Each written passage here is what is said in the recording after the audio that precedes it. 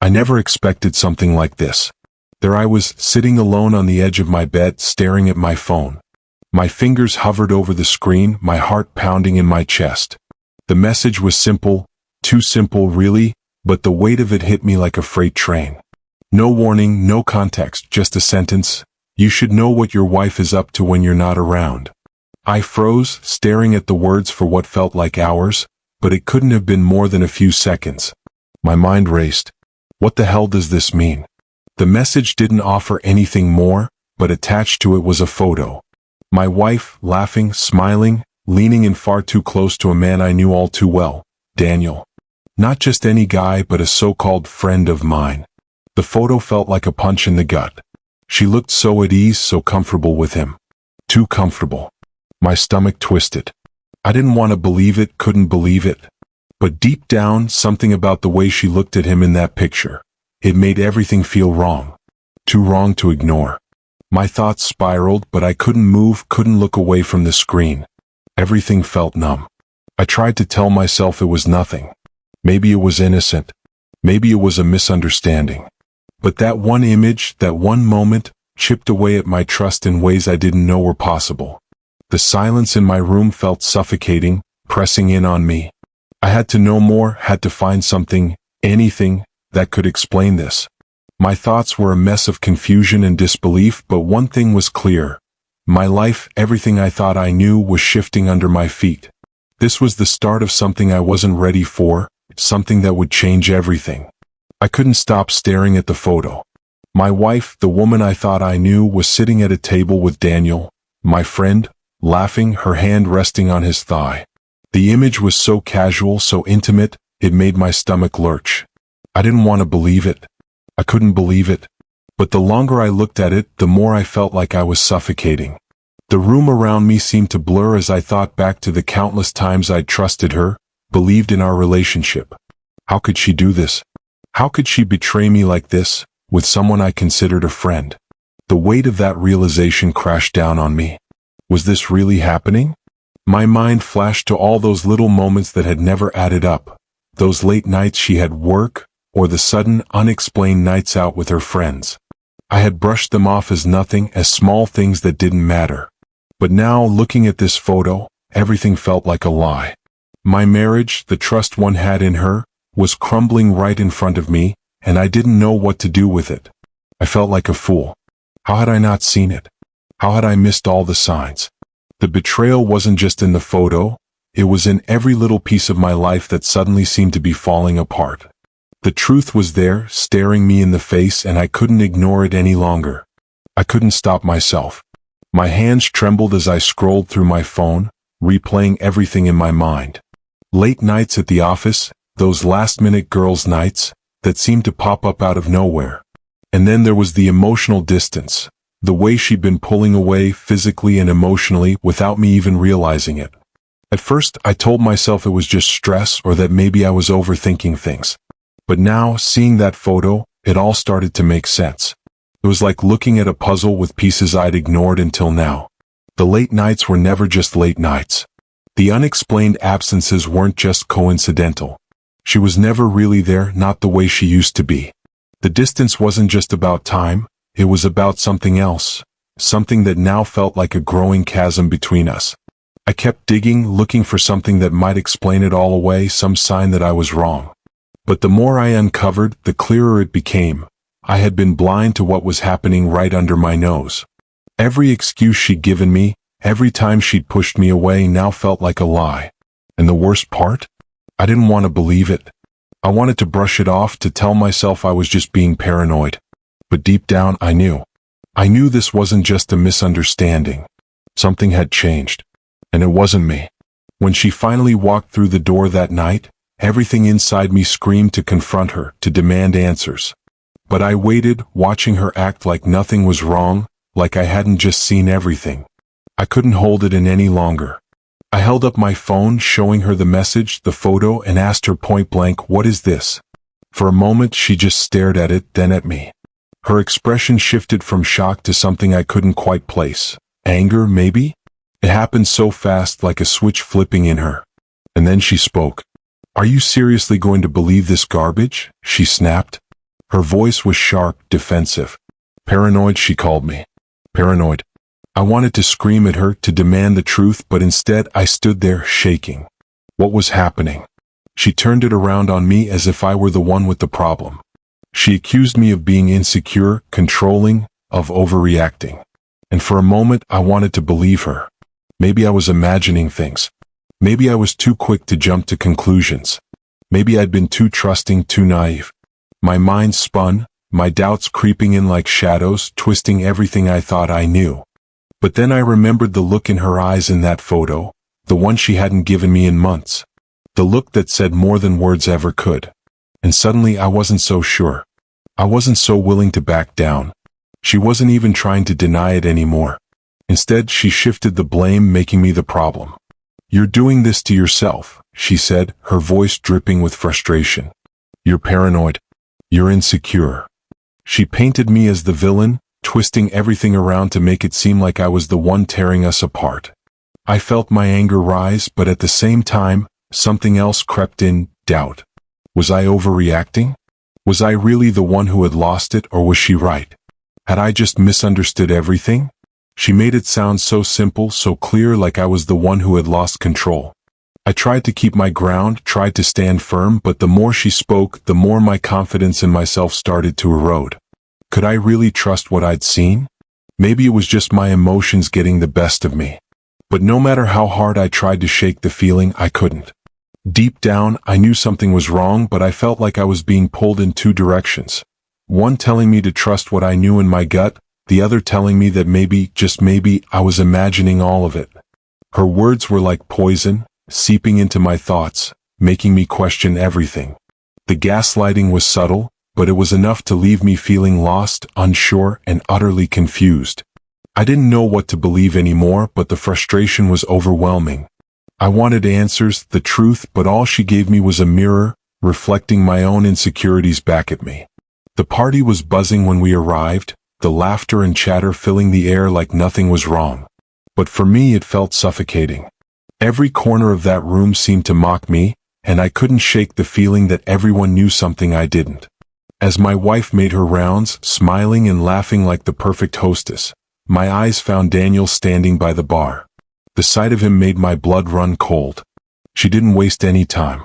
She walked right over to him, and it was like everything else faded away. I watched her laugh at his jokes, lean in too close, touch his arm. All the while I was right there, standing frozen, watching the scene unfold in front of me. It wasn't an accident. It wasn't subtle. She was flaunting it, daring me to react, making sure I saw exactly what she was doing. Every movement, every touch felt like a slap across my face. She wasn't even trying to hide it anymore. This wasn't a mistake. This wasn't some innocent friendship. She wanted me to see it, to feel it, to understand just how little I meant to her in that moment. The humiliation washed over me like a wave, and I stood there, pretending it didn't affect me. I poured myself a drink, laughed at the shallow conversations, but inside I was burning. How could she do this? How could she so easily rub my face in it like I was the fool? The anger was bubbling inside, but I swallowed it down. Not yet.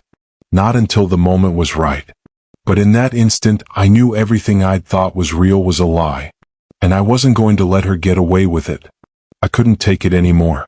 The tension had been building all night, simmering just beneath the surface. But the moment I saw her touch him again, something inside me snapped. I couldn't stand there pretending everything was fine. I couldn't keep swallowing my anger and humiliation. I had to know the truth. I had to confront her, confront him.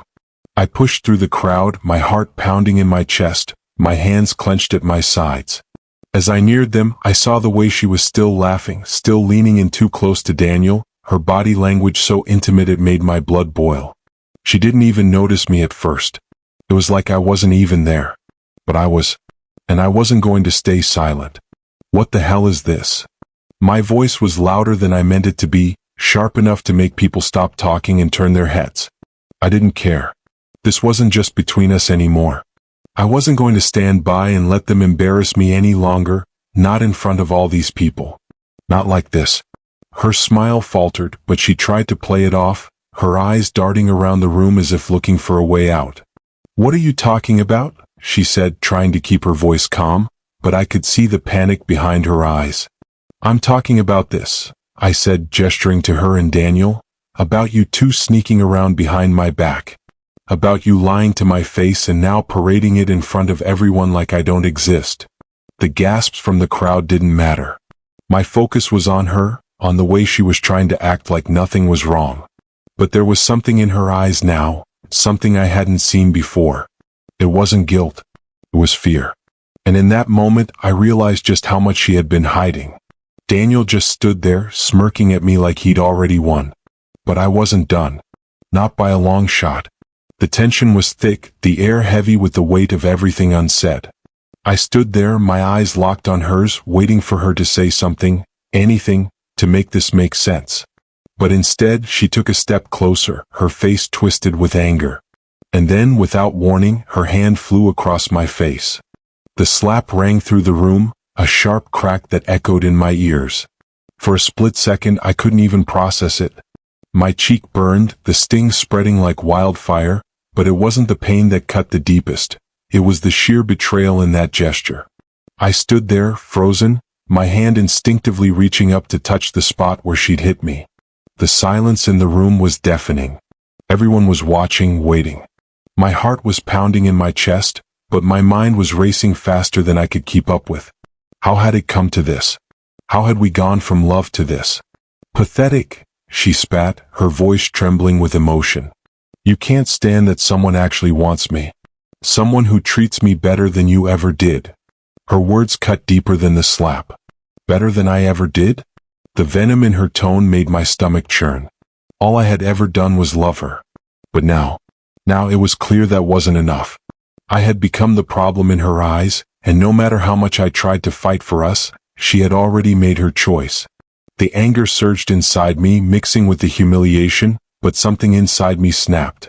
The last shred of the man I once was, the one willing to fight for this marriage, was gone. In that moment I saw it. This wasn't love anymore. It wasn't even close. This was the end. The slap still burned on my cheek, but it wasn't the pain that lingered, it was the clarity that came with it. Everything I had been avoiding, everything I'd been denying, finally hit me in that moment. The truth was undeniable now. She wasn't just pulling away from me, she had already made her choice. I wasn't just some victim of a misunderstanding. I had been living a lie, and the man standing in front of me, bleeding on the floor, was a symbol of everything I had allowed myself to be blind to. I looked at her, tears streaking down her face, but I felt nothing. No sympathy, no desire to fix it. All I could feel was anger, mixed with an overwhelming sense of relief. I don't need this. I don't need her, and I don't need him. The relationships I had held on to, fought for, were nothing but a tangled mess of lies and manipulation. For so long I had tried to make it work. I'd been the one to swallow my pride, to ignore the red flags, to believe the excuses. But now it was clear that the man I had become was nothing like the one I wanted to be. I didn't have to put up with this anymore. I didn't have to fight for a marriage that wasn't even worth saving. I could feel my emotions shifting, the anger turning into a quiet resolve. This wasn't just about them anymore, it was about me. I wasn't going to stay and be the fool, begging for someone's love and respect. I was done. I walked out, not looking back, not caring about the mess I was leaving behind. I was taking control.